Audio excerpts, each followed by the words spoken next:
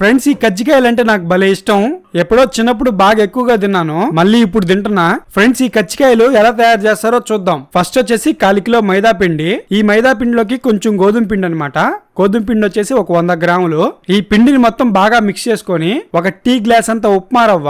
ఇది ఎంత వేసుకుంటున్నాం అంటే మనకి కజ్జికాయ తినేటప్పుడు కరుం కరుం ఉంటది, అందుకని వేసుకుంటాం. వీటిలన్నింటినీ బాగా కలిపి చపాతీ పిండిలాగా రెడీ చేసుకోవాలి. మీరు ఇప్పుడు చూస్తున్నారు కదా, ఇది వచ్చేసి కజ్జికాయలు ఒత్తేది అనమాట.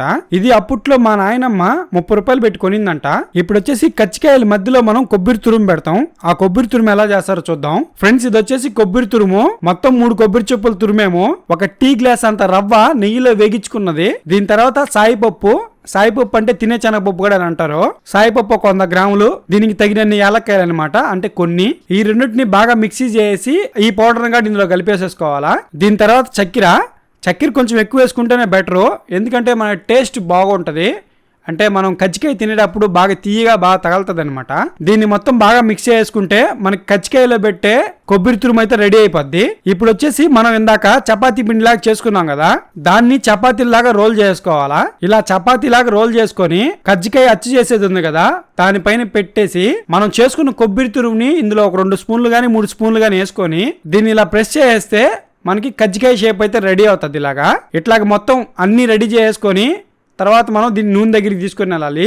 ఇదేంటంటే ఈ కజ్జికాయలు ఒత్తుకునేది అయితే కొంచెం లేట్గా అవుతుంది అనమాట. అంటే కొంచెం టైం టేకింగ్ ప్రాసెస్ అనమాట.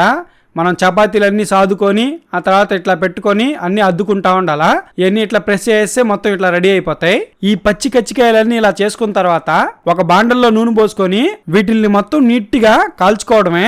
ఇవి కాలడం కూడా సింపుల్ గా కాలిపోతాయి, మరీ ఓవర్ గా మాడిపోకుండా కొంచెం ఆరెంజ్ కలర్ లో అయితే మనకి పర్ఫెక్ట్ గా ఉంటాయి. ఫ్రెండ్స్ మనం చేసిన కజ్జికాయలు రెడీ అయిపోయి ఇప్పుడు తిందాం.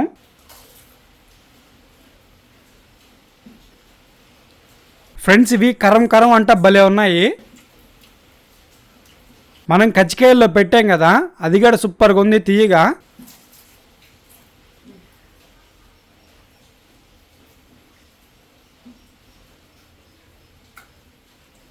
ఇప్పుడే వేడివేడిగా చేసాం కాబట్టి కొంచెం వేడివేడిగా ఉన్నాయి, సూపర్గా ఉన్నాయి.